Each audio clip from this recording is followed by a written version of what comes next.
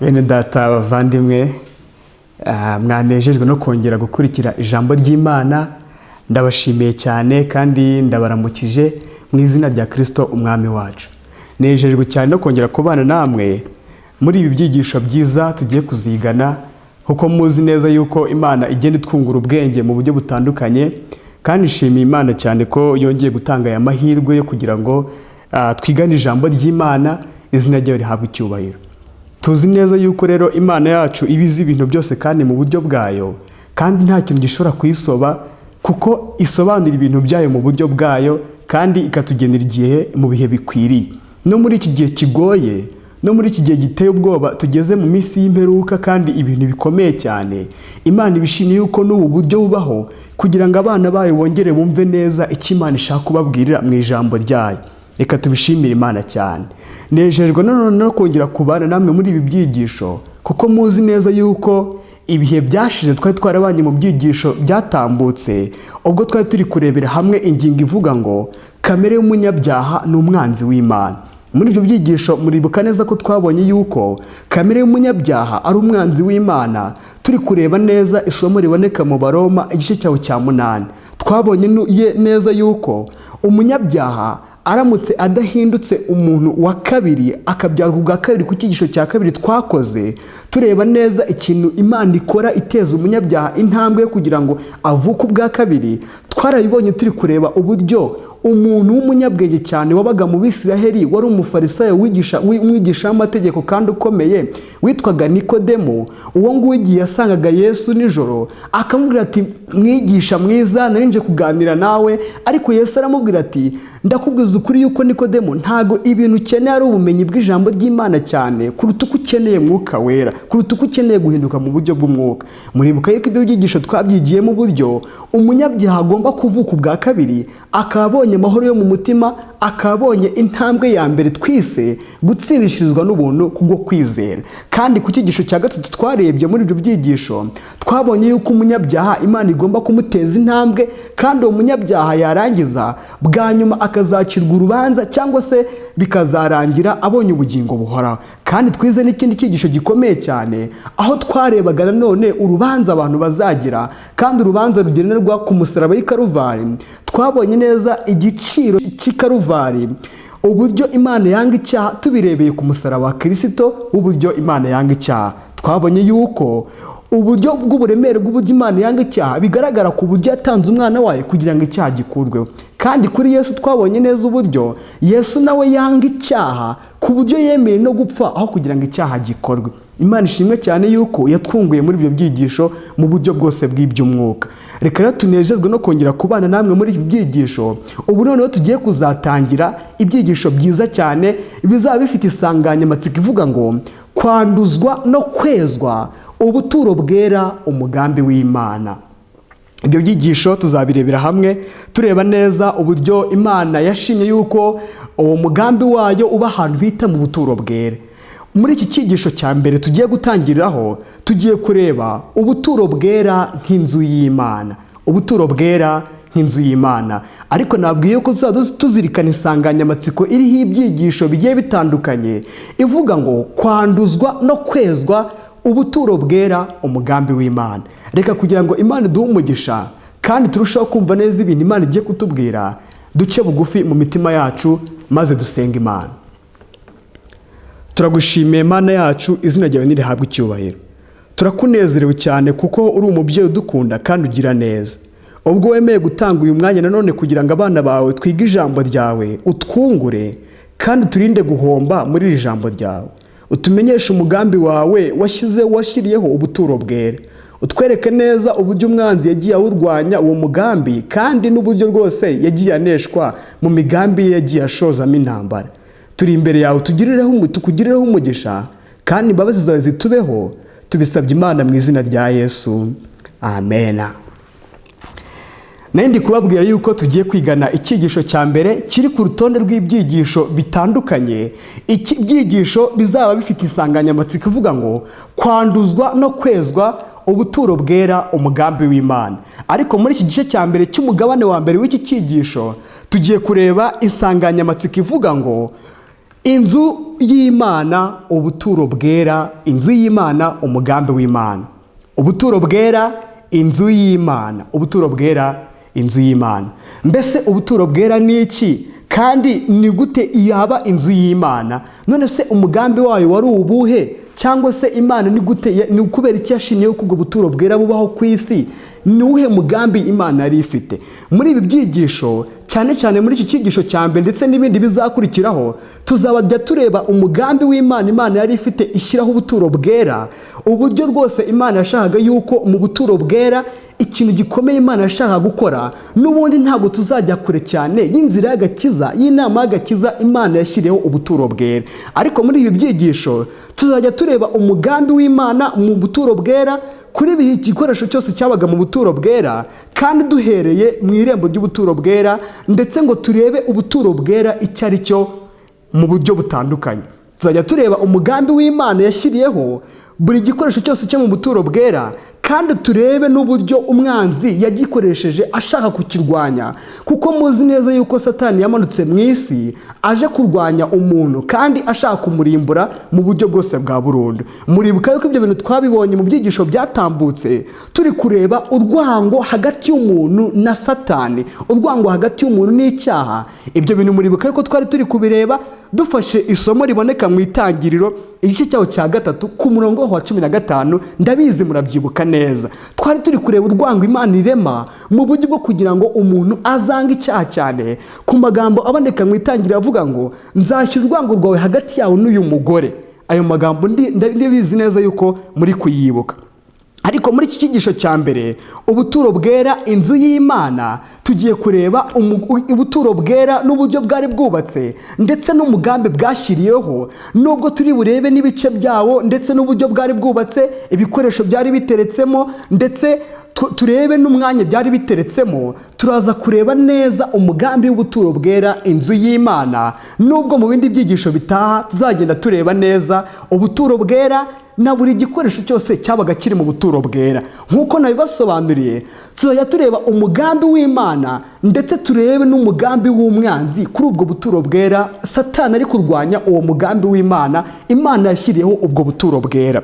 Iyo dusomye mu gitabo cyo kuva, igitabo cyo kuva mu gice cyaho cya 25, ahari umutwe w'amagambo uvuga ngo ibyo kurema ihema ry'Imana, ku murongo waho wa 8 w'iki gice haravuga ngo kandi bandemere ubuturo bwera nturi hagati muri bo, muzabureme buse n'ibyo ngiye kukwereka byose, icyitegererezo cy'ubuturo n'icy'ibintu byabwo byose. Rino somo rivuga neza uburyo Imana yabwiye umugaragu wayo witwa Mose, iri kumubwira neza ibintu bikomeye cyane by'uburyo bagomba kurema ubuturo bwera. Ubwo buturo bwera ngo bakaburema kugira ngo Imana ibe hagati mu bwoko bwa Isiraheli. Reka dusubiremo ano magambo kugira ngo muyumve neza, nubwo iri somo tuzajya turigarukaho kuri buri cyigisho cyose tugiye kuzigana. Kandi bandemere ubuturo bwera nturi hagati muri bo. Umurongo wa 9, muzabureme buse n'ibyo ngiye kukwereka byose, icyitegererezo cy'ubuturo n'icy'ibintu byabwo byose. Urumva hano muri iri somo yuko Imana iri kubwira umuntu bitwa Mose, arambwira ngo kandi mundemere ubuturo bwera nturi hagati muri mwebwe. Ubuturo bwera abantu bagombaga kuburema, kandi murabizi neza hano Mose ibintu babibwirwaga mu gice cyaho cya 25 babaga mu butayu. Aha rero ihema rya mbere ryubatswe ryitwa ubuturo bwera byubakiwe ahantu bita mu butayu, kandi tugiye kureba ibyaryo n'uburyo byubatswe n'abantu Imana yakoresheje kugira ngo baryubake, ndetse tureba neza uburyo Imana yabwiye Mose ngo mundemere ubuturo bwera nturi hagati muri mwebwe, muzabureme buse n'ibyo ngiye kukwereka kandi nk'igishushanyo cyabwo uko giteye cyose. Ubuturo bwera Imana yeretse Mose agomba kuzubaka bwari ubuturo bwera bugomba kuba busa neza neza, bwabaga buri fotokopi y'ubuturo bwera. Ubuturo bwera bwabaga mu ijuru, kandi ubwo buturo bwera akaba ari bwo bwafatiweho icyitegererezo cy'uburyo Mose yubatse ubuturo bwera bwo mu isi. Iyo dukomeje gusoma amagambo meza cyane ari hano hirya mu gice cya 31 cyo mu kuva, tubona neza abantu Imana yakoresheje kugira ngo bubake ubuturo bwera. Abo bantu uretse ubabona mu gice cya 31 ku murongo waho wa mbere, Imana igiye kuvuga abantu bagiye kuzabaka ubwo buturo bwera, kuko Imana yari imaze kubwira Mose ngo mundemere ubuturo bwera nture hagati muri mwebwe kandi muzabureme buse nk'ibyo ngiye kukwereka byose. Imana rero ku mugambi wayo n'uburyo Imana ikunda abantu cyane, turaza kureba ubwo umugambi w'Imana ndetse n'umugambi w'umwanzi ku buturo bwera. Hano kuri iki gice cya 31 baravuze ngo Uwiteka abwira Mose ati, dore mpamagaye mu izina Besaleli mwene Uri Yahuri wo mu muryango wa Yuda, mwuzuza umwuka w'Imana ngo agire ubwenge bwo guhimba n'ubwo gutora n'ubuhanga n'ubukorikori bwose byo guhimba imirimo n'ubuhanga no gucura izahabu n'ifeza n'imiringa no gukeba amabuye yo gukwikirwa no kubaza no kugira ubukorikori bwose. Nanjye dore mushyiriyeho Ohoriyabo mwene Ahisamaki wo mu muryango wa Dani, kandi mu mitima y'abahanga bose nashyizemo ubwenge ngo bakore ibyo nagutegetse byose. Murongo wa 7, ihema ry'ibonaniro na ya sanduku y'ibihamya na ya ntebe y'ihongerero iyiriho n'ibindi bintu byose byo kuba muri iryo hema. Umurongo wa 8, ya meza n'ibintu byayo byose na cya gitereko cy'amatabaza cy'izahabu nziza n'ibintu byacyo byose na cya gicaniro cyo koserezaho imibavu na cya gicaniro cyo koserezaho ibitambo n'ibintu byacyo byose na cya gikarabiro n'igitereko cyacyo na ya myambaro y'imirimo yera niyo myambaro yejejwe no kwambarwa na Aroni umutambyi n'iy'abana be ngo bankorere umurimo w'ubutambyi.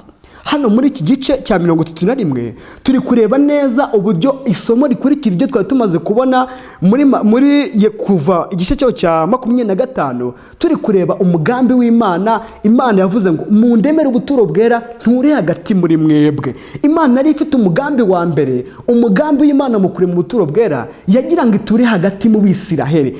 Abisiraheli bagira ngo Imana ibature hagati, ibature muri bo, babane nayo rwose mu buryo bw'iby'umwuka. Hano rero ku gice cya 31 cyo kumukuva duhise tubona abantu Imana yakoresheje kugira ngo bubake ubwo buturo bwera. Twari turi kubona aya magambo akomeye cyane y'uburyo Imana yahamagaye abantu batandukanye ibuzuza umwuka wayo, kuko n'ubundi nta muntu washobora kurema iby'Imana adafite umwuka wayo. Niyo mpamvu hano muri iki gice tubonye abagabo babiri Imana yahamagaye kugira ngo ibaremeshe ubuturo bwera, kuko ubundi ubuturo bwera bwari umugambi w'Imana mu buryo bukomeye cyane. Reka amagambo nyasubiremo muyumve neza. Uwiteka abwira Mose ati, dore mpamagaye mu izina Besaleli mwene Uri Yahuri wo mu muryango wa Yuda, mwuzuza umwuka w'Imana ngo agire ubwenge bwo guhimba n'ubwo gutora n'ubuhanga n'ubukorikori bwose byo guhimba imirimo y'ubuhanga no gucura izahabu n'ifeza n'imiringa no gukeba amabuye yo gutwikirwa no kubaza no kugira ubukorikori bwose.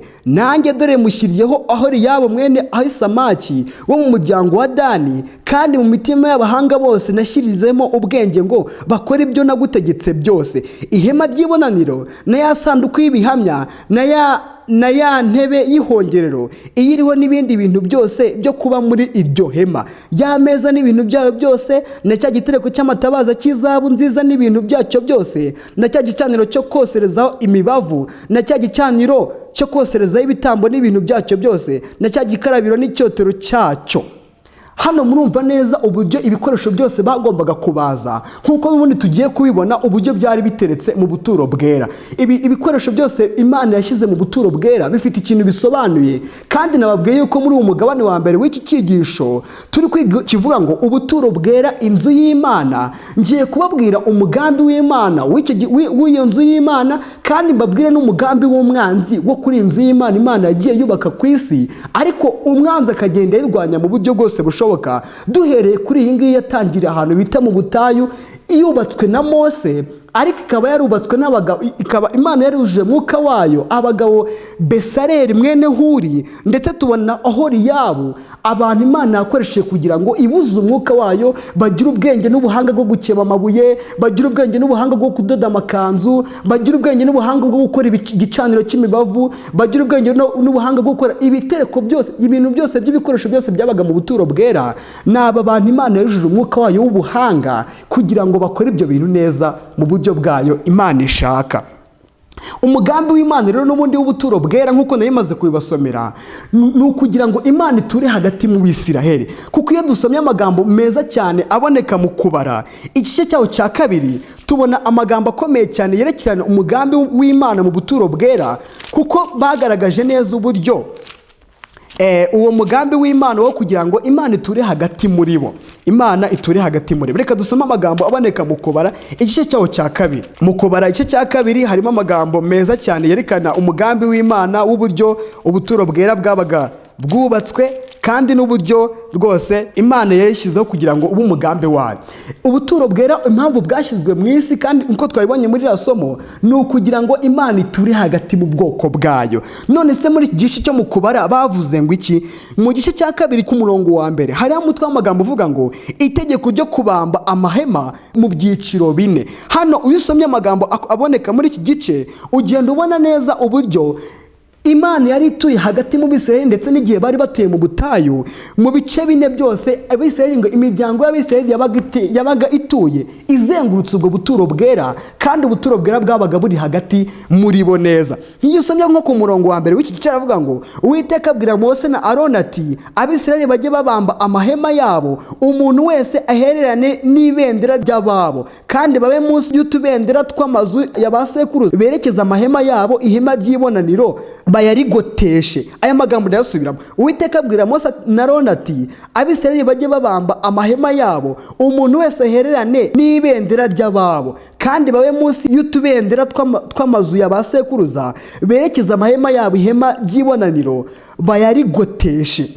Hano iyo usomye nko ku murongo wa 3 uhita ubona umuryango wa Yuda ahantu wari utuye, ahantu bita iburasirazuba. Ariko iyo ukomeje gasoma hasi ku murongo wa 10 uhita ubona abantu bari batuye, umuryango wa Rubeni wari utuye nanone mu kindi gice cy'ikirere cyaho bari batuye, mu buryo bwo kugira ngo bazenguruke ubuturo bw'Imana. Maze ugakomeza ukagera nko ku murongo wa 18 hari umuryango wa Efurayimu wari utuye mu ruhande rw'iburasirazuba. Ariko nanone iyo usomye ku murongo wa 25 w'iki gice urasanga umuryango wa Dani wari utuye mu ruhande rw'ahantu bitwa ikasikazi. Nanone iyo ukomeje ukaboneka hasi urasanga undi muryango wa nyuma w'Abisiraheli wari utuye mu kindi gice cy'ikusi, ahantu ubuturo bwera urumva ko bwari buri hagati neza y'imiryango y'Abisiraheli bose nk'uko yari 12. Noneho Imana igatura hagati. Imiryango 3 yabaga ituye iburasirazuba, indi miryango 3 ikaba ituye iburengerazuba, iyindi miryango 3 ikaba ituye mu majyepfo, ndetse indi miryango 3 ikaba ituye mu majyaruguru. Maze ubuturo bw'Imana bukaba bugose neza. Iyi miryango yose ikaba igose ubwo buturo bw'Imana, kandi nicyo gice cya mbere kiri somo kivuga mu buryo bw'ibigaragara, kandi ibyo bikaba ari igishushanyo cy'uburyo Imana yashaka gutura mu mitima y'Abisiraheli mu buryo bw'umwuka, ikaba arashaka gushyira ubuturo bwera mu buryo bw'umwuka, nk'uko tuza kwibona inzu ya nyuma Imana yaremesheje hano ku isi, ari nayo nzu Imana iri gukora nayo muri iyi minsi yacu iheruka. Iyi nzu ya mbere rero Imana yaremye mu buryo bw'ubuturo bwera, ikayirema mu butayu igihe Abisiraheli bari bari mu ruzerero. Imana yiremesheje abagaragu bayo ikoresheje Ahisamaki na Ahoriyabo, maze barema ibyo bintu byose by'ibikoresho by'Imana yashyize mu buturo bwera, kugira ngo Imana itume rwose umugambi wayo wuzura. Nkuko nayibasobanuriye neza, imiryango y'Isiraheli yabaga ituye izengurutse ubwo buturo bwera, igishushanyo cy'Imana cy'uburyo ashaka gutura hagati mu bwoko bwayo mu buryo bw'umwuka. Ariko turebye neza iyi nzu uburyo yari imaze kubakwa mu buryo butandukanye, reka turebe amagambo aboneka mu Kuva igice cyawo cya 40, ari nacyo gice tuzongera kwifashisha mu buryo bw'iby'umwuka, tureba neza umugambi w'Imana, ubuturo bwera muri iyi nzu y'Imana Imana yashinze ku isi bwa mbere. Imana yashinze ku isi bwa mbere. Nagira ngo tuze kugendera neza, kugira ngo mbasabe kugira ngo Imana ize kubana natwe cyane, kugira ngo dukurikire umugambi w'Imana, umugambi w'ubuturo bwera, turebe neza izi nzu Imana yashyize ku isi, kandi turaza no kureba umugambi w'umwanzi kuri izi nzu z'uburyo yagiye zurwanya mu buryo butandukanye, kandi Imana bikarangira ibuze inzu hano ku isi y'ibigaragara yakubaka, ahubwo Imana ikaba yarishakiye indi nzu ya 4 tuza kureba bwa nyuma turi gusoza kino cyigisho. ku murongo wa mbere w'iki gice cya 40 hari amagambo avuga ngo Mose ashinga ihema. Mose yashinze ihema ryari inyuma y'uburyo Imana yari imaze guhamagara Oholiyabu na Ahisamake, ba bandi rwose twabonye mu kuva igice cya 31 turi kureba abantu Imana yakoresheje iremesha ibikoresho byo mu buturo bwera. Mbese Imana Mose yategetswe gushinga ubuturo ryari kandi byagenze gute? Muri iki gice cya 40 hari amagambo meza cyane avuga ngo Uwiteka abwira Mose ati ku munsi wa mbere w'ukwezi kwa mbere uzashinga ubuturo. Ku munsi wa mbere w'ukwezi kwa mbere niho Mose yashinze ubuturo. Ku murongo wa kabiri amagambo avuga ngo nibwo hema ry'ibonaniro ushyiremo isanduku y'ibihamya uyikingirishe wa mwenda.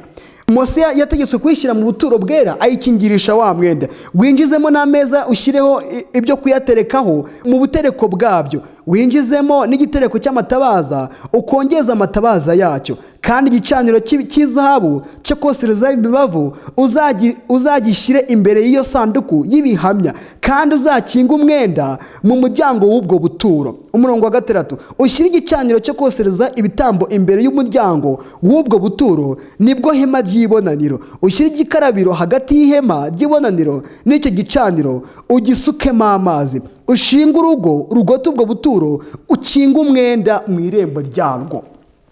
Hano muri iki gice kugeza ku murongo wa 8 igice cya 40 turi kureba uburyo Imana yategetse Mose gushinga ubuturo.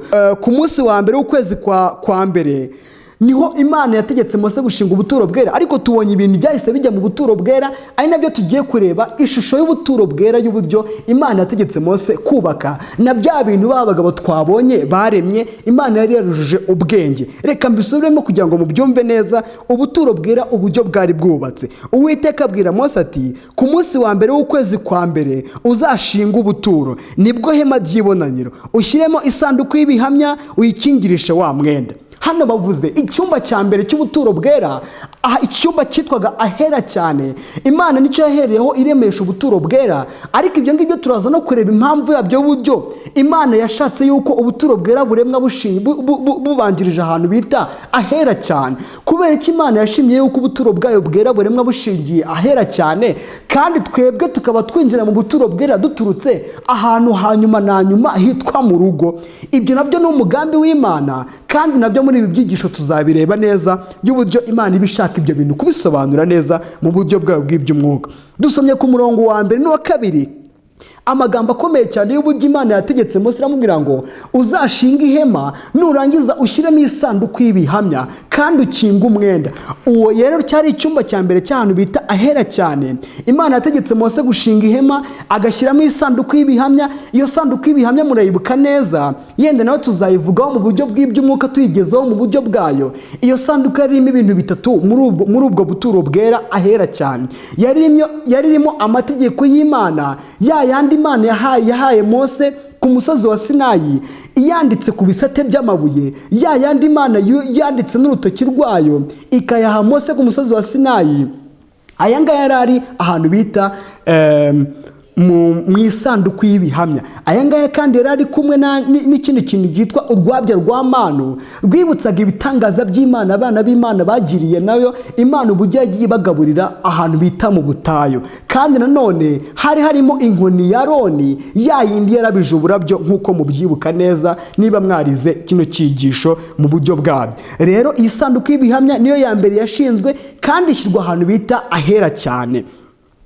Ku murongo wa 4 winjizemo n'ameza ushyire ibyo kuyaterekaho mu butereko bwabyo. Winjize n'igitereko cy'amatabaza ukongeza amatabaza yacyo, kandi igicaniro cy'izahabu cyo kosereza imibavu uzagishyira imbere y'iyo sanduku y'ibihamya, kandi uzakinga umwenda mu muryango w'ubwo buturo. Ahangaha none wumva yuko bongeye gukinga wa mwenda wa kabiri, ikimenyetso cyerekana yuko bageze mu kindi cyumba. Tubonye neza yuko inyuma ya wa mwenda ukingiriza ahera cyane, Imana yahise ibwira Mose iti uzingizemo ameza uyaterekeho ibyo kuyaterekaho. Ibyo ni ibiki byabaga biteretse kuri ayo meza? Ni imitsima yabaga iteretse kuri ayo meza, kandi yabaga ari 6 ku ruhande rumwe ndetse n'indi mitsima 6 ku rundi ruhande, nk'uko ibyo ngibyo byo kuyaterekaho nk'uko Imana yabwiye Mose kuyaterekaho. Ariko nanone muri iki cyumba cy'ahera gatoya inyuma y'ahera cyane kuri wa mwenda Imana yabwiye Mose gukinga, harimo n'ikindi kintu cyitwa igicaniro cy'imibavu nk'uko mwabibonye, ndetse harimo n'igitereko cy'amatabaza. Maze Imana ibwira Mose ati ukinga nanone uwo mwenda. Ibi bintu tuzagenda tubireba neza mu buryo bw'umwuka, dusobanura kuri buri gikoresho cyose cyo mu buturo bwera, tureba umugambi w'Imana w'icyo kintu, ndetse tureba n'umugambi w'umwanzi w'uburyo yagiye irwanya umugambi w'Imana. Ku murongo wa 6, ushyira igicaniro cyo koserezaho ibitambo imbere y'umuryango w'ubwo buturo, nibwo hema ry'ibonaniro. Ushyira igikarabiro hagati y'ihema ry'ibonaniro n'icyo gicaniro, ugisukemo amazi, ushinga urugo rugote ubwo buturo, ukinga umwenda mu irembo ryabwo. Niko Imana yabwiye Mose kurema ubwo buturo bwe. Muri makeya mwumvishe muri iki gice cya 40 cy'uburyo Imana yabwiye Mose gushinga ubuturo bwera. Nyuma y'uko babagabo nababwiye bari bamaze kurema bya bikoresho byo mu buturo bwera, Imana ibwira Mose ati noneho mu cyumba cyahera cyane uhashyiremo isanduku y'ibihamya, ya yindi nababwiye ririmo amategeko y'Imana, ya yindi nababwiye ririmo urwabyo rwa manu, ndetse ya yindi nababwiye ririmo inkoni ya Aroni, ya yindi yarabije uburabyo. Nyuma y'iyo sanduku y'ibihamya, Imana yabwiye Mose gukinga umwenda muri icyo cyumba cya mbere. Maze bigiye inyuma gatoya, Imana ibwira Mose ati noneho uzashyiremo ameza y'imitsima. Ameza y'imitsima yabaga ateretse ku ruhande rw'ibumoso rw'ubuturo bwera, kandi ubwo ngubwo yakurikirwaga n'igicaniro cy'imibavu. Igicaniro cy'imibavu cyabaga kiri hagati y'ameza y'imitsima, ndetse kikaba kiri hagati y'igitereko cy'amatabaza. Igitereko cy'amatabaza cyabaga mu ruhande rw'iburyo. Ibyo bintu tuzabivuga neza tureba kuri buri kintu cyose cyabaga mu buturo bwera, umugambi w'Imana ndetse n'umugambi w'umwanzi kuri buri gikoresho cyose cyabaga mu buturo bwera. Imana imaze kubwira Mose kuri ibyo bintu bya kabiri tumaze kubona, yabwiye Mose ati ukinga umwenda wa kabiri mu rugo utandukanye, ahera ndetse no mu rugo. Aho ngaho mbabwiye yuko ku murongo wa 6 ndetse no wa 7 kugeza ku wa 8, Imana yabwiye Mose noneho gushyira ibindi bintu mu rugo bibiri tubonye. Ibyo bintu byabaga mu rugo tubonye hari harimo igikarabiro twabonye neza, tuzagisobanukirwa neza mu buryo bw'umwuka. Ndetse Imana ibwira Mose ati noneho uzashinga n'igicaniro cy'ibitambo cyo koserezaho ibitambo kibabaga kiri mu rugo, kandi nurangiza ukinga umwenda, ubaka ubuturo bwera, ugotesha urugo, nurangiza none wongere ukingwe umwenda.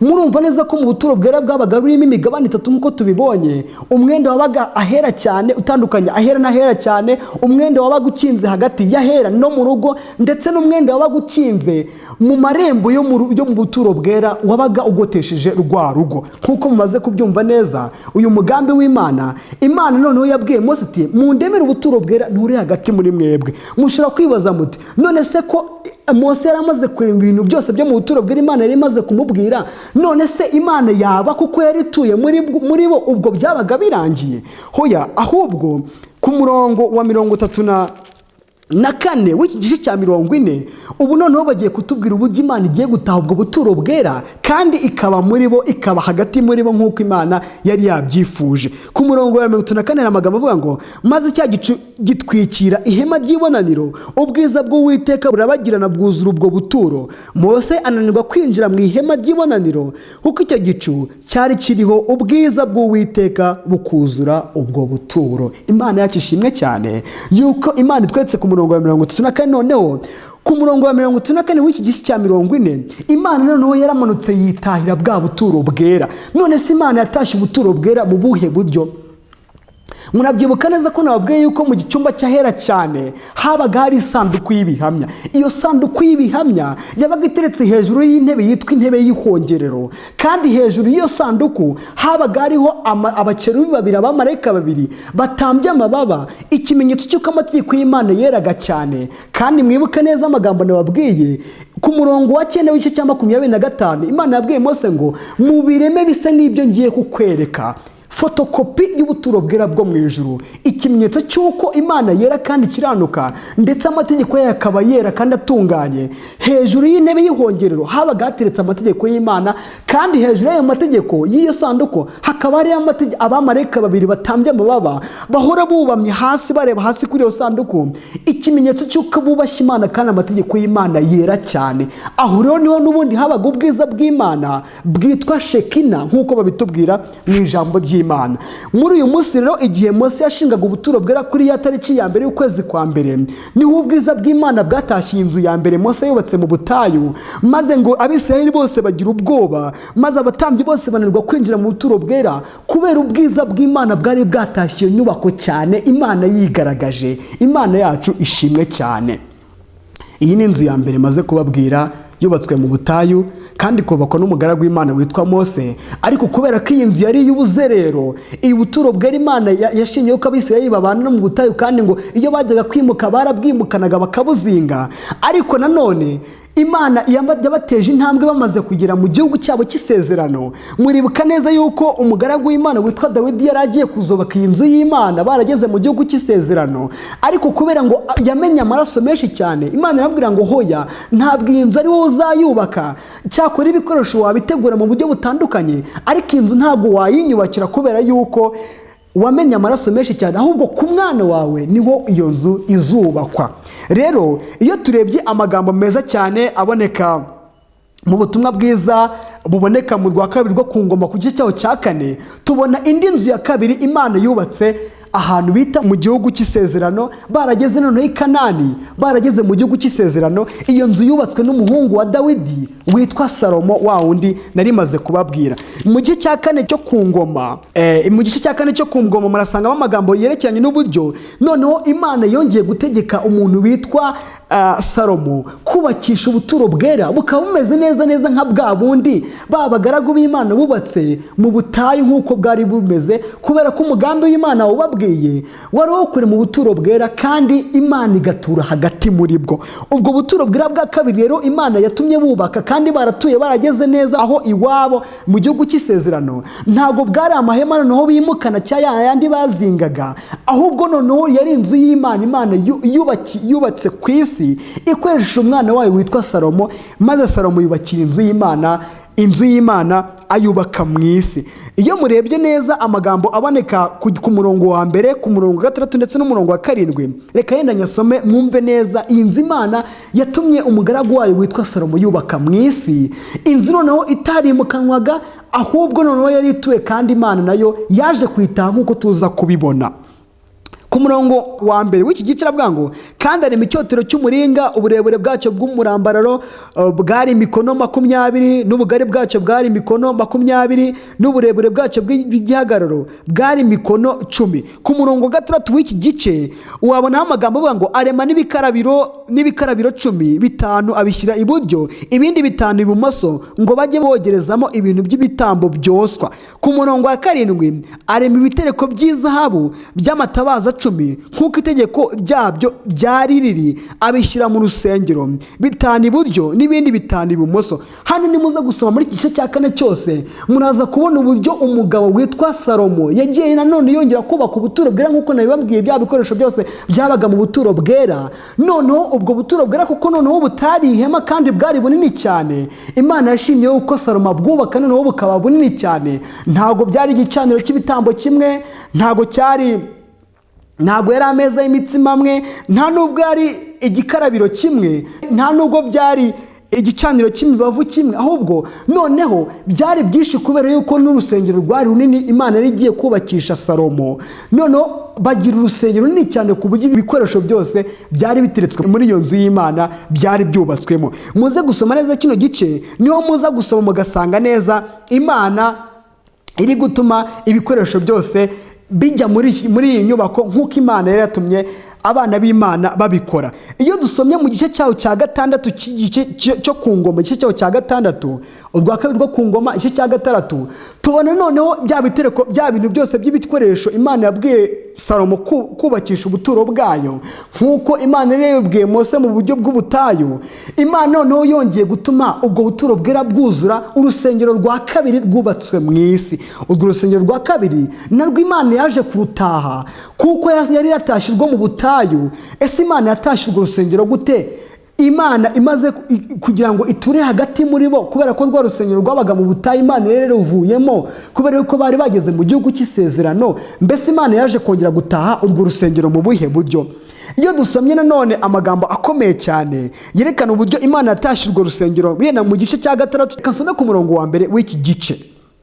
umurongo wa mbere w'iki gice hari amagambo meza cyane yerekana uburyo ibyo bintu byabaye kandi Imana igataha urusengero. Salomo aherako aravuga ati Uwiteka yavuze ko azaba mu mwijima w'icuraburindi, ariko nakubakiye inzu yo kubamo aho uzatura iteka ryose. Hano murumva yuko Imana yari imaze noneho gushaka uburyo yongera kuba mu nzu yubatswe n'abantu, noneho igiye kuba mu nzu yubatswe n'umuntu witwa Salomo, umuhungu wa Dawidi wa wundi nababwiye.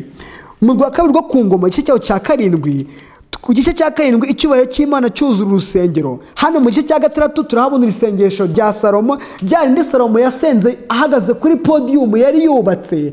Ariko nyuma yo gusenga isengesho rikomeye cyane muza gusa mu gice cya gatandatu, Imana yahise itaha urwo rusengero mu gice cyaho cya karindwi, ngiye kubibasomera. Icyubahiro cy'Imana cyuzura urusengero. Nuko Salomo amaze gusenga, umuriro umanuka uva mu ijuru wotsa igitambo cyo koswa n'ibindi bitambo, icyubahiro cy'Uwiteka cyuzura inzu. Abatambyi ntibabasha kwinjira mu nzu y'Uwiteka kuko icyubahiro cy'Uwiteka cyuzuye inzu y'Uwiteka. Murumva neza ko bino bintu bihuye neza na bya bindi twasomye mu gice cya 40 ku murongo wa 32, turi kureba uburyo Mose yari amaze gushinga ubuturo bwera ku munsi wa mbere w'ukwezi kwa mbere, maze Imana igataha inzu ya mbere yubatswe mu butayu.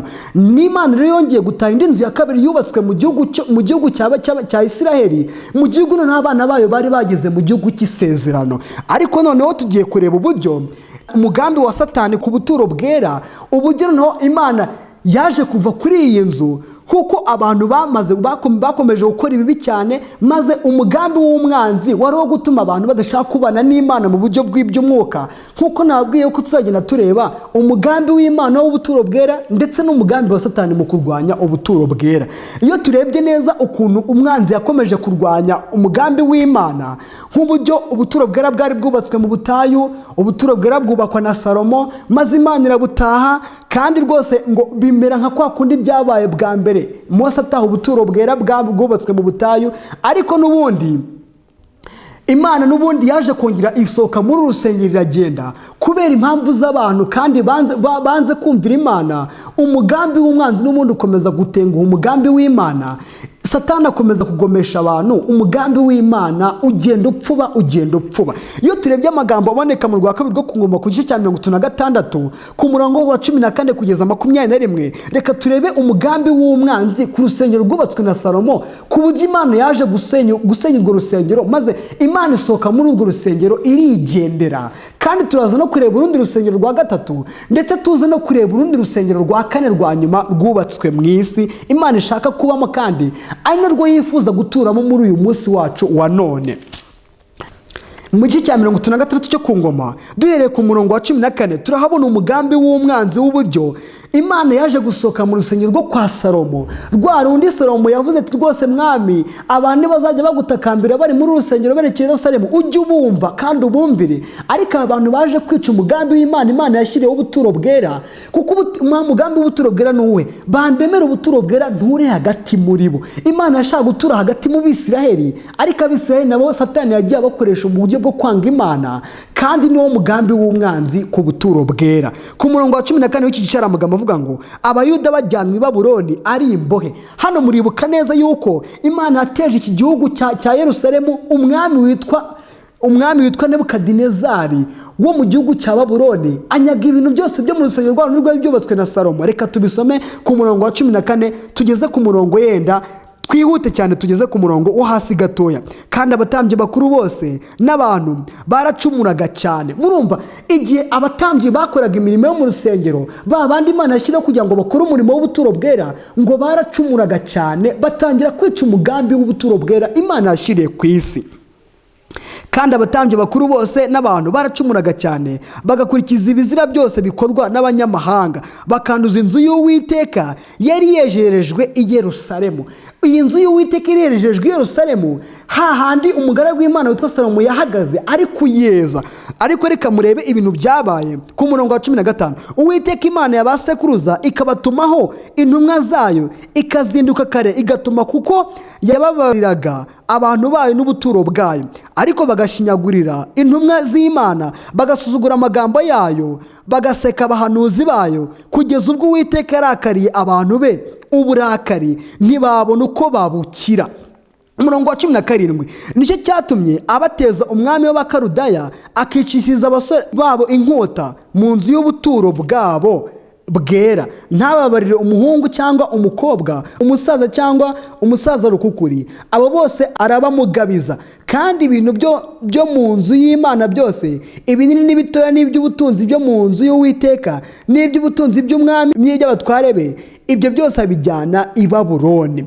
Ano magambo murumva neza yuko Imana yateje Isiraheli, maze umuntu witwa Nebukadinezari akanyaga ibintu byose byabaga mu buturo bwera kubera umugambi, kubera ko abantu bari bishe umugambi w'Imana. Imana yashyiriyeho ubuturo bwera. Aya magambo ngiye kuyasubiramo muyumve neza. Kandi abatambyi bakuru bose n'abantu bacumuraga cyane, bagakurikiza ibizira byose bikorwa n'abanyamahanga, bakanduza inzu y'Uwiteka yari yerejereze i Yerusalemu. Murumva uburyo Imana cyatumye Imana iva muri urwo rusengero ikagenda ikoresheje uburyo bwo kunyaga ibyo bintu byose Imana yari yararemye mu nzu y'Imana yayo, ikoresheje umwami w'umunyamahanga witwa Nebukadinezari. Ku murongo wa 15 Uwiteka Imana yabasekuruza ikabatumaho intumwa zayo, ikazinduka kare igatuma kuko yababariraga abantu bayo n'ubuturo bwayo, ariko bagashinyagurira intumwa z'Imana, bagasuzugura amagambo yayo, bagaseka n'abahanuzi bayo, kugeza ubwo Uwiteka yarakariye abantu be uburakari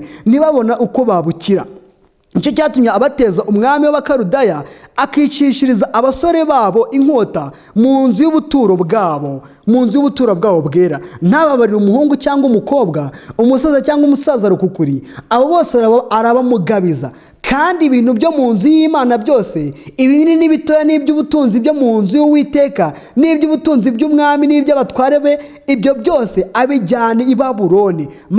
Maze batwika inzu y'Imana, basenya inkike z'i Yerusalemu, batwika inyumba zaho, barimbura ibintu byaho byiza byose. Abacitse ku icumu Nebukadinezari abajyana i Babuloni, bahinduka imbata ze n'iz'abahungu be kugeza ku ngoma z'abami b'Ubuperesi. Bisobanurwa ngo kugeza ubwo igihugu kizaba cyishimira amasabato yacyo, ngo ijambo Uwiteka yavugiye mu kanwa ka Yeremiya risohore, nk'uko iminsi yose cyabereye umusaka cyajirije isabato kikamara imyaka 70.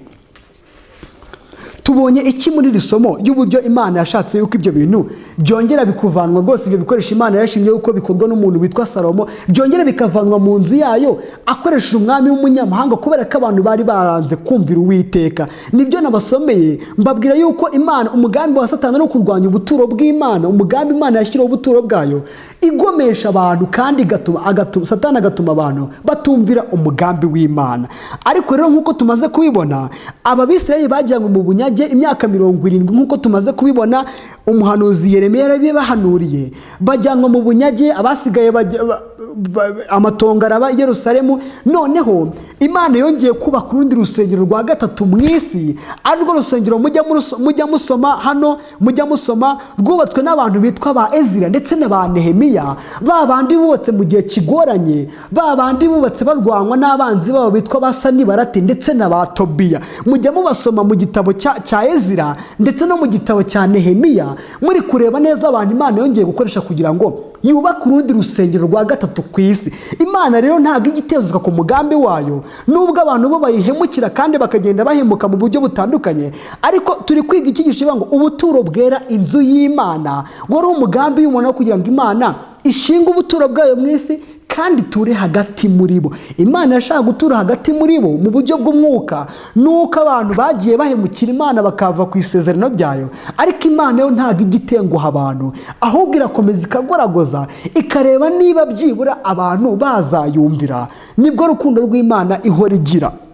Hano rero urusengero rwa gatatu rwubatse mu isi ni urwanda nababwiye rwubatswe na ba Ezira na ba Nehemiya, bya bindi by'ibyumweru 70 mujya musoma muri Danieli igice cyo cya 9 ku murongo wa 25. Umugaragu w'Imana Danieli yasenze Imana kandi ashaka Imana mu mutima cyane, ngima ashaka ko Imana yamusobanurira imyaka igihe bazamara mu bunyage. Iyi ngiyi yari yavuzwe n'umuhanuzi witwa Yeremiya ko bazamara imyaka 70. Ariko nanone Daniel ari gusenga, Imana yaje kumwohereza igisubizo cy'ibyo bintu cy'ibyumweru 70 cy'ikitegererezo cy'ibyo bintu. Muri ibyo byumweru 70 Imana yeretse Daniyeli byari bigabanyijemo ibice bitandukanye, ibice bitatu, ari byo ngiye kubasobanurira kugira ngo muze kumva umugambi w'Imana n'uburyo Imana yongeye kubaka urwo rusengero. Umugambi w'Imana kubaka urusengero mu buryo bwa gatatu. Ibyo byumweru 70 nababwiye byategekewe Abayuda nkuko muza kubisoma, byari byagiriwe hiki. Ibyumweru 70 bitegekewe Abayuda kugira ngo ibyaha bishire, kugira ngo ibicumuro bicibwe, kugira ngo ahera hasigwe amavuta, gukiranuka gutambirwa impongano, maze hazeho gukiranuka kw'iteka ryose. Nicyo gisobanuro cy'ibyumweru 70 bari bahawe kugira ngo ibyo bintu rwose bitunganire Imana, kandi byari birimo umugambi w'Imana w'uburyo bazongera kubaka urusengero. Niki cyasobanuraga cy'ibyo byumweru 70?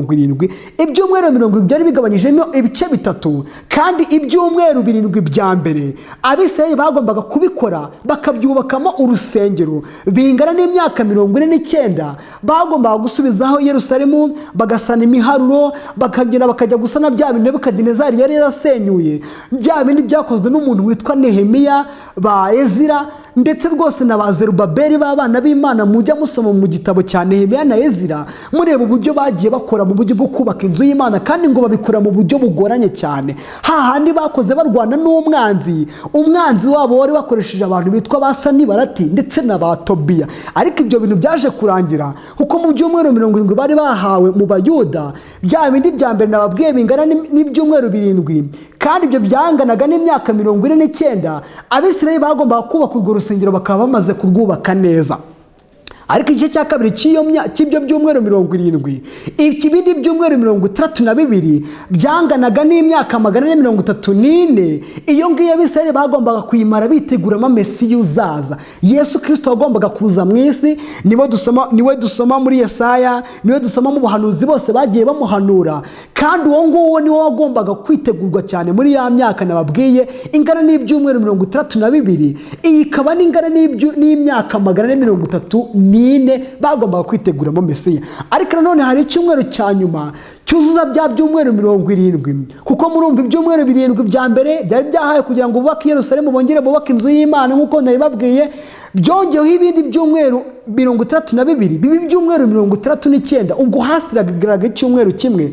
Icyo ngicyo kandi nicyo Abisirayeli bongeye kuba biteguyemo Mesiya uzaza, kandi uwo nguwo niwe icyumweru cya nyuma cyagombaga kuba gisobanuye ibintu bikomeye cyane bya Kristo. Uburyo Yesu yagombaga kuza agakora imirimo ye mu buryo butandukanye, aho wundi yakoranye n'intumwa ze awukoramo uburyo bwo kugira ngo akize abantu imitima.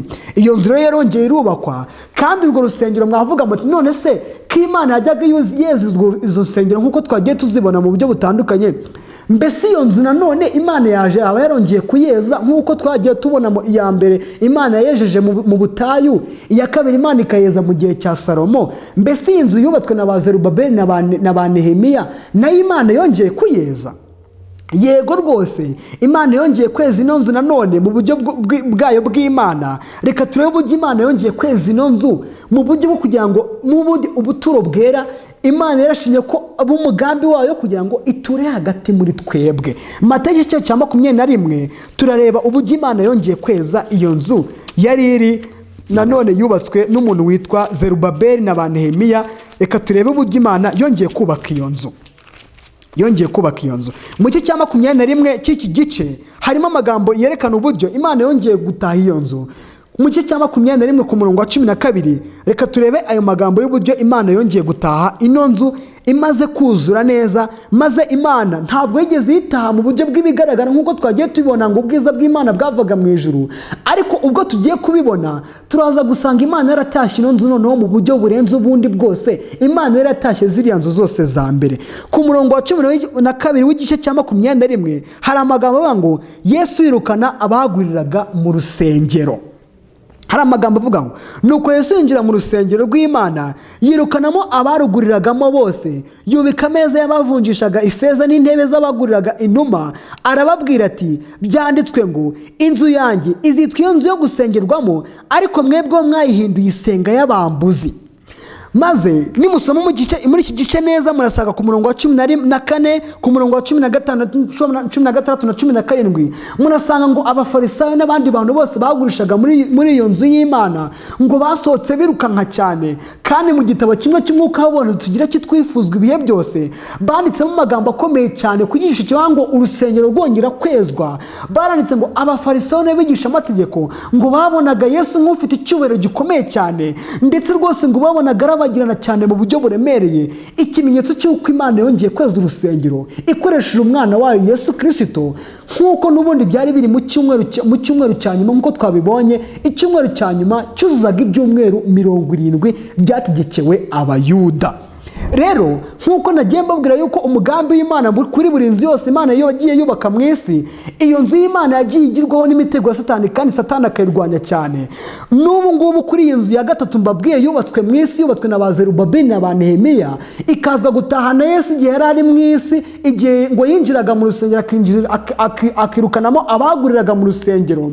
Nabwo Imana rwose yagiye kubona Satani yongeye kugabaho umugambi wayo, umugambi wa Satani kuri iyo nzu y'Imana mu buryo bwo kugira ngo asenye ubwo buturo bwera.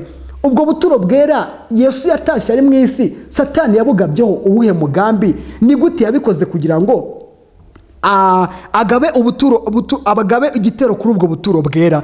Uwo mugambi wa Satani wo kugira ngo agabe igitero ku buturo bwera turawubona neza uburyo Satani yabikoze ku gice cya 23 cyo muri Matayo, maze murebe uburyo rwose ngo abafarisayo nabo baje gukora ibintu bitandukanye byo kwanga urusengero rw'Imana rwari rwarubatse. Bya bindi Yesu nyine yaje akirukanamo abaruguriragamo, ibintu byose byakorwaga neza mu buryo butandukanye guhera kwa Bazerubabeli na ba Nehemiya.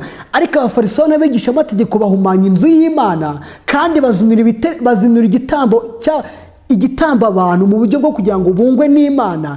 Ariko Yesu aje mu isi yerekana uburyo rwose banze ubuturo bw'Imana. Hano iyo turi gusoma amagambo Yesu aburira abafarisayo n'abanditsi, hano tubona neza uburyo yababwiye amagambo akomeye cyane. Ku murongo wa 54 w'iki gice cya 23 yababwiye neza uburyo inzu yabo bagiye kwisigirwa ari umusaka, kubera yuko umugambi w'Imana w'ubuturo bw'Imana yarashyiriyeho bawuziriye kandi bakawica. Umurongo wa 54 uravuga ngo Yerusalemu, Yerusalemu, wica abahanuzi gatera amabuye abagutumweho. Ni kangahe nshaka kubundikira abana bawe nk'uko inkoko ibundikira imishwi yayo mu mababa yayo, ntimunkundire. Dore inzu yanyu mwisigiwe ari umusaka.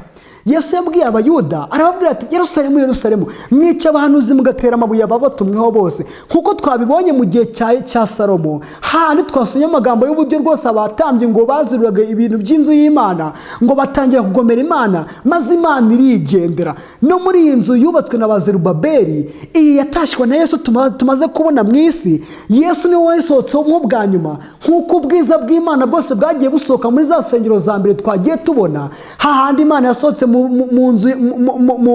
mu nzu yari yubatse mu butayu, hahandi Imana yasohotse mu nzu yubatswe na Salomo. Hahandi tugiye kubona iyi nzu nanone ya gatatu yongeye gusohokwamo n'Imana. Yesu Kristo ari ku rusengero ababwira ngo iyi nzu yanyu mwisigiwe ari umusaka, kubera yuko mwica abahanuzi mugatera amabuye ababatumyeho, mwanze ubutumwa n'abatumyeho, none iyi nzu yanyu mwisigiwe ari umusaka. Kandi abayuda bakuweho imbabazi z'Imana muri 34 nk'uko tugenda tuyibona mu buryo bw'iby'umwuka. Ndetse niyo dusomye mu magambo aboneka mu byakozwe n'intumwa igice cyaho cya 13, aho umugaragu w'Imana witwa Pawulo ndetse ari kumwe n'umuntu witwa Barinaba ababwiye abayuda ngo ubwo mwanza agakiza ntimurebe yuko ari mwebwe byari bikwiriye yuko mubanza kwigishwa, ubu noneho duhindukiriye abanyamahanga mu buryo bw'umwuka, ubwo imbabazi z'Imana ku bayuda zibarangiriyeho, kandi urusengero rwabo rubasigira ari umusaka. Ndetse umugambi w'Imana, iby'Imana yari yababwiye biciye muri Yesu aravuga ngo abanzi banyu bazabubakaho uruzitiro, bazabagota cyane, bazabarinda, bazabarimburana n'abana banyu bose, kandi ntawe na rimwe rizasigara rigeretse ku rindi. Ibyo nibyo byasohoye muri 70 nk'uko dusoma ayo magambo mu gitabo cy'intambara ikomeye ku cyigisho cya mbere tubona muri icyo gitabo cy'intambara ikomeye. uburyo Yerusalemu yaje kurimburwa n'umugabo witwa Titusi umusirikare w'umuroma muri 70 bya byumweru 70 byategekeye abayuda bimaze kurangira muri 34. Umugambi w'umwanzi rero nawo murawumvishe kuri ubu buturo bwa gatatu bwubatswe mu isi. Ariko reka turebe ese Imana ko yagerageje insengero z'abantu, insengero z'ibigaragara mu isi rwose ikazigerageza kugira ngo izubake mu isi ikoresheje abantu mu buryo bw'iby'umwuka, mu buryo bwo gufata ibigaragara ibitereko by'amatabaza, mu buryo bwo gufata ibicaniro by'imibavu, mu buryo bwo gufata ibintu byose byo kugira ngo rwose abantu barebe ko baramye Imana. Umugambi w'Imana kugira ngo iture hagati muri bo, none abantu bakaba barawanze. Mbese Imana yaje gukora iki? None se Imana yarafeirinze birarangira, noneho Imana rwose birayinanira uburyo bwo gutura hagati y'abantu bayo mu isi byararangiye, Imana yarazeyutse. Nshuti zanjye bavandimwe, ntabwo Imana yazeyutse kandi ntabwo Imana byigeze binanira gukomeza gutura hagati y'abantu bayo, ahubwo Imana ntabwo ikiba mu nzu zubatse n'abantu nk'uko umugaragu w'Imana witwa Stefano yabivuze igihe bamuteraga amabuye. Yaravuze ngo dore Imana ntabwo ikiba mu nzu zubatswe n'abantu, ahubwo Imana yishakiye indi nzu ya kane ku isi. Iyo ngiyo rwose ni njye nawe. Imana yashatse yuko rwose ubwo buturo bwayo buba ku isi. Inzu y'Imana Imana yashatse yuko yubaka ku isi. Imana ntabwo ikiba mu nsengero zubatswe n'abantu, kuko inzu z'ibigaragara Imana yagize igerageza mu buryo butandukanye, abantu bagenda bananirana. Kandi rwose Imana yashatse yuko noneho yakwishakira inzu yayo ku isi, kandi iyo nzu ni njyewe, kandi iyo nzu ni wowe, nk'uko tugiye kubireba mu ijambo ry'Imana ndetse turi kwegereza ku musozo w'iki cyigisho. Iyo dusomye amagambo aboneka mu Efeso igice cyaho cya 2 ku murongo wa 19, reka turebe ayo magambo turebe inzu Imana yashimye yuko ikomeza kuba ku isi, aho yari imaze kugerageza inzu zubatswe n'abantu mu buryo butandukanye nk'uko yabishakaga, ariko abantu bikagenda binanirana rwose kuba mu nzu zubatswe n'abantu, ibikarangira Imana ishaka abantu badashaka ko Imana ikomeza gutura hagati muri bo mu buryo bw'ibigaragara. Mbese Imana yashatse indi nzu mu buhe buryo, kandi ni gute iyo nzu yayubatse mu buryo bw'iby'umwuka? Abefeso igice cyaho cya 2 ku murongo waho wa 19 ndetse kugeza 21. Reka twihute turebe ayo magambo. Nuko ntimukiri abashyitsi n'abasuhuke, ahubwo muri ubwoko bumwe n'abera ndetse muri abo mu nzu y'Imana. Ku murongo wa 19, kuko mwubatswe ku rufatiro rw'intumwa n'abahanuzi, ariko Kristo Yesu niwe buye rikomeza imfuruka. Muri we rero inzu yose iteranijwe neza irakura ngibe urusengero rwera mu Mwami Yesu. Muri we namwe murubakanwa kugira ngo mube inzu yo kubabwamo n'Imana mu buryo bw'umwuka. Imana ishimwe cyane. Iyi nzu ya kane Imana yashatse kubaka ku isi ikoresheje uburyo bw'umutima wo kugira ngo yubake mu buryo bw'iby'umwuka. Tuzagenda tuyireba muri ubu buturo bwera, umugambi w'Imana, ndetse nk'uko maze kubasobanurira neza ubuturo bwera n'uburyo Imana yashatse kubaka ubwo buturo bwera mu isi n'umugambi wayo. Ubu noneho tuzagenda tureba uburyo Imana yashatse kubaka ino nzu mu buryo ishaka kubaka ino nzu kuri wowe ndetse nanjye, ari wo mugambi w'Imana w'uburyo bwo kubaka ino nzu. Aya magambo reka nyasubiremo kugira ngo muyumve neza umugambi w'Imana mu kubaka ino nzu. Nuko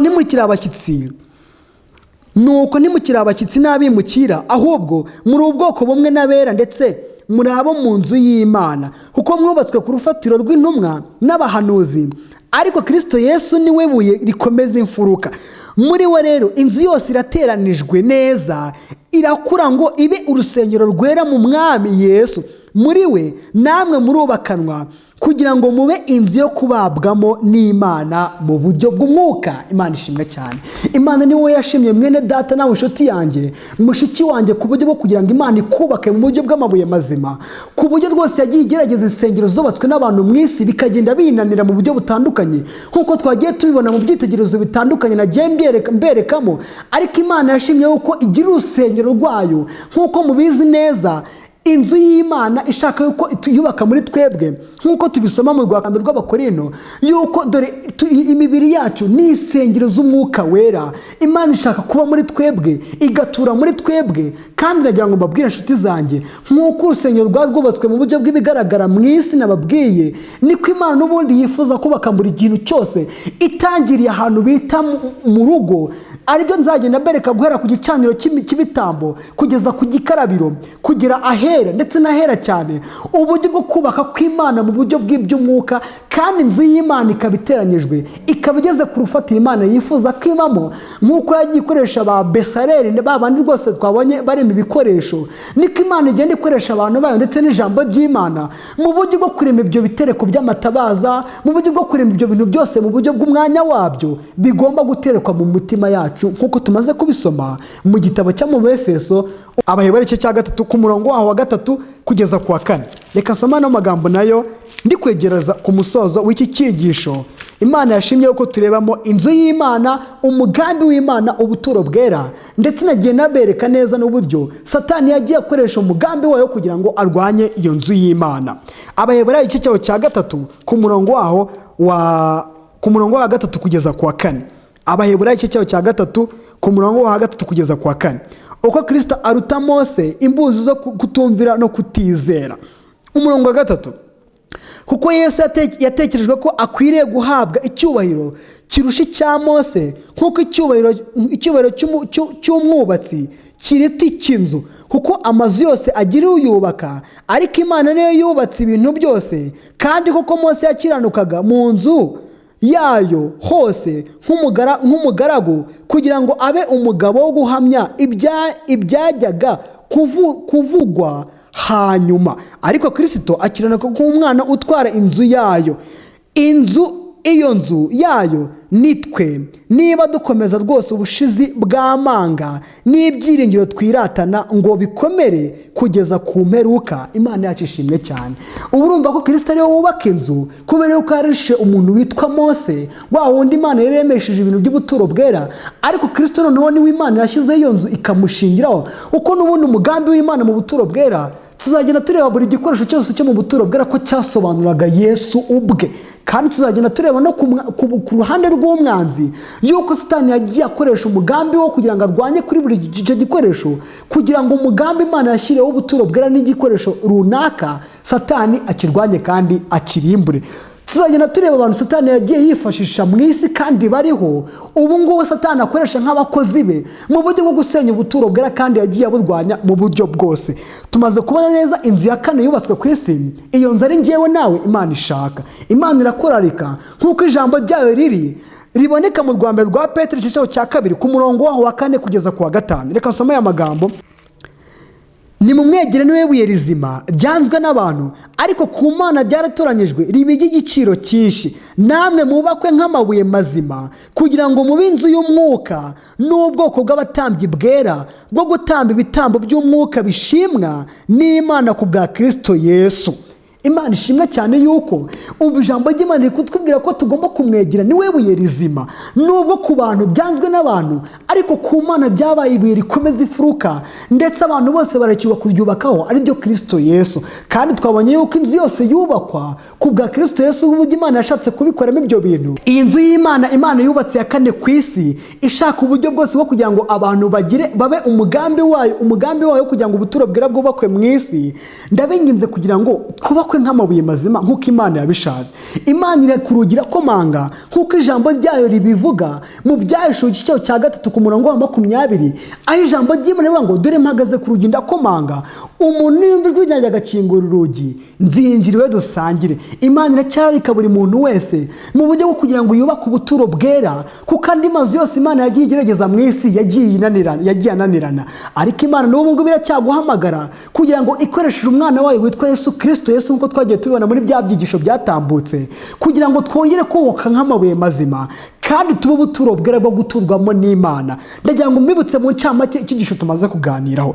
Turebye neza iby'ubuturo bwera Imana yari igiye kubaka mu isi, aho twabonye isomo twari turi kwigana byanditse mu gitabo cyo mu Kuva igice cya 25 ku murongo wa 8. Nababwiye neza amagambo meza cyane yerekana uburyo Imana yashamye ko ubwo buturo bwera bwubakwa ikoresheje abana bayo bitwa ba Besareli na babandi bahuri yabona babwiye bo baremye bya bicaniro by'ibitambo, baremye amabuye Imana yabujije bwa buhanga. nababwiye ku itariki ya mbere y'ukwezi kwa mbere mu gice cyawo cya 40 aho Imana yubatse ubuturo bwera ikoresheje umugaragu wayo witwa Mose, maze ibyo bintu byose bikagenda byubakwa mu buturo bwera, duhereye mu cyumba cyahera cyane, isanduku y'ibihamya, akinga umwenda, maze hakurikiraho ibindi bice bitatu byo mu buturo bwera byari by'ibikoresho byari biri mu buturo bwera. Aribyo nababwiye byari ameza y'imitsima, aribyo nababwiye byari igicaniro cy'imibavu ndetse n'igitereko cy'amatabaza byabaga mu buturo bwera bw'ahera. Kandi Mose yabwiye gukinga wa mwenda, maze ubwo ngubwo tuba tugeze mu rugo aho hari ikintu cyitwa igikarabiro ndetse n'igicaniro cy'ibitambo cyatambwagaho ibitambo mu buryo bwa buri munsi. Mbabwiye neza iyo nzu y'Imana uburyo yaje kwezwa n'Imana mu buryo bwo mu butayu, maze abatambyi bakagira ubwoba. Turi kubireba mu gice cya 40 ku murongo waho wa 34 w'icyo gice, uburyo Imana yaje gutaha ubwo buturo bwera. Mbabwiye urundi rusengero rwa kabiri rwubatswe na Salomo. Igihe umugaragu w'Imana Salomo yubakaga urwo rusengero, nabwiye amagambo akomeye cyane yabonekaga mu rwa kabiri rwo ku ngoma, aho nabwiye uburyo Imana yaje gutaha urwo rusengero ku murongo wa 36. Turi kureba ibyo bintu, nabwiye andi magambo meza cyane y'uburyo urwo rusengero rwaje gusenywa rwose kubera umugambi w'umwanzi, maze abantu ngo banga Imana mu buryo butandukanye, maze urwo rusengero Imana iza kurusohokamo, maze urwo rusengero rurasenywa, bajyanwa mu bunyagi Babuloni, maze hahita hakurikiraho ibintu by'ibyumweru 70 bya bindi Daniel yasobanukiye muri Daniel igice cyawo cya 9, maze bongera kubaka urundi rusengero rwa gatatu, umugambi w'Imana rwubatswe na ba Nehemiya na ba Ezira, bari kurwanwa n'umwanzi, abantu Satani yakoresheje bitwa ba Sanibalati na ba Tobiya ku mugambi w'umwanzi. Nabwiye ko urwo rusengero rw'Imana itaje kuruhirwamo, ahubwo abantu baje rwose kwanga kurujyamo, ariko Imana mbere yuko banga kurujyamo, Imana mbere yuko banga gukomeza gutura nabo, yaje kurusohokamo ikoresheje Yesu Kristo, maze kubera ko yari yarugiyemo ari kwirukana abaruguriragamo, arabwira ngo inzu yanjye mwayigize yari yo gusengerwamo ariko mwayigize iyo guriramo mwayigize umusaka. Yesu arababwira ku magambo twasomye muri Matayo 23, arabwira ngo inzu yanyu muyisigiye ari umusaka. Ibyo bintu byasohoye ku Bayuda mu myaka wa 70, ubwo Titusi yabanyagaga akabatera kandi akabica nabi mu buryo bukomeye cyane. Ibyo bintu byose nabibasobanuriye mu buryo bw'umwuka. Nabwiye uburyo Imana yagiye igerageza inzu zose zo mu isi zikayinanira, ariko Imana ikaba yarashimye yuko rwose yubaka indi nzu yayo mu buryo bwa buri muntu ku giti cyo gushaka kwibonera n'Imana. Ibyo bintu Imana yabikora mu buryo bwayo, niryo somo dusorejeho turi kurireba mu Befeso igice cya 2 ku murongo wa 19 kugeza 22, aho twari turi kureba umugambi w'Imana uburyo Imana ishaka gutura muri twebwe. Mbabwiye amagambo meza cyane aboneka mu Byahishuwe igice cya 3 ku murongo wa 20. Imana iri kubwira ngo dore mpagaze ku rugi ndakomanga ku rugi rw'umutima wa buri muntu wese, umuntu niyumva ijwi ryanjye agakingura urugi, nzinjiriwe dusangire. Mbabwiye amagambo meza cyane y'uburyo Imana yifuza guturana n'ubwoko bwayo, uburyo bwose bw'uburyo Imana yifuza yuko insengero imibiri yacu yaba insengero z'umwuka wera. Ndagira ngo nsoreshe kino cyigisho amagambo meza cyane ndi guhamagarira buri muntu wese aboneka muri Luka igice cyawo cya 13. babaza Yesu abakizwe uko bangana, ni ku gice cyawo cya 13 cyo muri Luka umurongo wa 22. Ndeka nsoma no magambo muyumve neza, kandi ni umuburo mbwira buri muntu wese wo kugira ngo yumve umuburo w'Imana, wo kugira ngo Imana ishaka kubaka ubwo buturo bwera mu buryo bw'iby'umwuka. Ajya mu midugudu n'ibirorero yigisha, ari mu nzira agiye Yerusalemu, umuntu aramubaza ati databuja, mbese abakizwa ni bake? Ni ikibazo. Nawe aramusubiza ati mugire umwete wo kunyura mu irembo rifunganye, ndabwira yuko benshi bazashaka kurinyuramo ntibabishake. Nyirinzu namara guhaguruka agakinga urugi, namwe mugatangira kurukomangaho muhagaze hanze muvuga muti mwami dukingurire, azabasubiza ati simbazi, sinzi n'aho muturutse. Nibwo muzavuga muti kandi twariraga imbere yawe, tukanywera imbere yawe, ndetse tukigishiriza mu nzira z'iwacu. Ariko azababwira ati sinzi aho muturutse, nimwumve imbere mwa nkozi z'ibi bimwe. Ndabinginze kugira ngo ano magambo yo kuzagira umuntu asohoreho Yesu yavuze abwira bano bantu, kandi by'iki gihe Yesu ari kuvuga n'ubu ngubu biri gusora ku bantu benshi cyane, ubwo Imana ihamagara abantu mu muburo wayo ibabwira ngo nimuze munyitabe. Umuburo w'Imana uri kubwira buri muntu wese muri aya magambo akomeye cyane, yerekana yuko Imana iri guhamagara abantu mu buryo bwo kugira ngo babe inzu z'Imana zoka mu buryo bw'umwuka. Ijambo ry'Imana riboneka muri Yesaya igice cya 55 riravuga ngo yemwe bana b'Imana, kubera iki mwatanga ifeza mukagura ibyo kurya bitari ibyo kurya nyakuri? Nimuze ku mazi y'ubugingo, ndetse n'udafite ifeza naza. Kandi ku murongo wa 6 w'icyo gice hariyo amagambo akomeye cyane avuga ngo nimushaka Uwiteka bigishoboka kabonwa. Impamvu ni ukubera iki Imana yavuze ngo bashaka Uwiteka bigishoboka kabonwa? Ni uko igihe kizagera nk'uko twari tumaze kubibona muri ariya magambo nari maze kubabwira yerekeranye n'uburyo rwose Imana iri guhamagara abantu muri Luka 13. Imana iri kubwira abantu ngo kandi igihe kizagira, ari gukoresha Yesu Kristo avuga ngo igihe kizagira nyirinzu ahaguruke akinga urugi. N'igihe kizagira rero abantu imbabazi Imana zibarangirireho. Niyo mpamvu ndarika cyane abantu mu buryo bw'umwuka ngo Imana ibongerere imbaraga kandi bateze intambwe zo kugira ngo mwumve bino bintu. Kandi ndabinginze kugira ngo mwumva n'amagambo y'umuburo w'Imana. Igihe Yesu yavuganaga n'umugore witwa w'umusamariyakazi mu gice cya 4 cya Yohana, yamubwiye amagambo akomeye cyane amwereka uburyo bw'imisengere y'abantu mu buryo butandukanye. Ubu ngubu abantu basenga mu buryo butandukanye kandi abantu bagira ngo rwose agakiza karacyari mu nsengero zubatswe n'abantu. Ariko Imana yagiye igerageza insengero zubatswe n'abantu igenda inanirwa abantu. Satani agenda arwanya umugambi w'Imana. Ariko ndabinginze kugira ngo Imana buri muntu wese ku giti cye yishakira Imana kandi amenye nimba kuko yaramenyanye n'Imana mu buryo bw'umwuka. Aya magambo ari ku murongo wa 21 aravuga ngo Yesu aramusubiza ati mugore nyizera igihe kizaza ubwo zaba batagisengera data kuri uyu musozi cyangwa i Yerusalemu. Dore mwebwe musenga icyo mutazi, ariko twebwe dusenga ibyo tuzi kuko agakiza kava mu Bayuda. Ariko igihe kiraje ndetse kirasohoye ubwo abasenga by'ukuri basenga data mu mwuka no mu kuri, kuko data ashaka ko bene abo ngabo ari bo bamusenga. Imana ni umwuka, n'abayisenga bakwiriye kuyisenga mu mwuka ndetse no mu kuri. Imana ishimwe cyane. Imana irashaka yuko abantu bayisenga mu mwuka no mu kuri. Nshuti yanjye, ukuri kuri mu buryo butatu, kandi agusabye kugira ngo Imana izaguteze intambwe yo kumva ukuri mu ijambo ry'Imana. Ubutaha tuzareba ukuri mu buryo butatu, ndetse turebe n'umugambi w'Imana ku ntambwe ya mbere y'igikoresho cya mbere Imana yashyize mu buturo bwera, ikintu cyitwa igicaniro cy'ibitambo. Ndabinginze kugira ngo muze ku Mana, kandi Imana irifuza gutura mu mutima yacu nk'uko inzu zitandukanye mu isi Imana yagiye zigerageza zikayinanira. Ubu Imana irifuza gukorana n'umutima wa buri muntu wese ku giti cye, kandi irashaka gutura kuri buri muntu wese nk'uko ijambo ry'Imana riri. Mbasaba umugisha w'Imana kugira ngo mwinjire mu nzu y'Imana hakiri kare, kuko nyir'inzu namara guhaguruka agakinga urugi, ibyo bivuze igihe imbabazi z'Imana zizaba zirangiye, ibintu by'abantu bizaba birangiye, kandi abantu bazahura n'igihano gikomeye Imana yashatse kubarinda ikoresheje Yesu Kristo. Imana ibahe umugisha kandi tugirire neza muri iki cyigisho, duhabwe umugisha w'Imana mu buryo bw'umwuka kandi tubyumvire ku murongo mwiza. Nibyo mbasabiye Imana, nanjye nisabira mu izina rya Yesu, amen. Reka dusenge Imana. Turagushimiye data mwiza, izina ryawe rihabwe icyubahiro. Tugushimiye uburyo udukunda kandi utunezerwa, we nezezwa no kugira ngo rwose tugere ku gakiza kawe. Wagiye ugerageza mu inzu zo mu isi mu buryo butandukanye nk'uko twabibonye zigenda zikunanira. Washimye yuko tube inzu zo kubakwa mu buryo bw'umwuka, atari inzu z'ibigaragara abantu bo mu isi biratana. Data, urashaka yuko bagusenga mu buryo bw'umwuka no mu kuri, nk'uko wabivuze ubibwira umugore w'umusamariya mu gice cyaho cyo muri Yohana igice cyaho cya 4 uri kuganira n'uwo musamariya. None ndakwinginze kugira ngo ude kumvira rikajya mu ijwi ry'umwuka. Igihe kigiye kuza ubwo abasenga data batazaba bamusenga i Yerusalemu, batazaba bamusengera mu nsengero zubatswe n'abantu, ahubwo data wowe ushaka ko bagusenga ari abagusenga mu mwuka no mu kuri. Ngwino bane natwe kandi uduteze intambwe, abana bawe bateze amatwi iki cyigisho ubaha umugisha, kandi ubongere imbaraga zo kubatuzwa mu bata bwa Satani mu buryo bwose. Nibyo nsabye Imana nizeye Yesu Kristo wabisezeranye. Amen. Amen.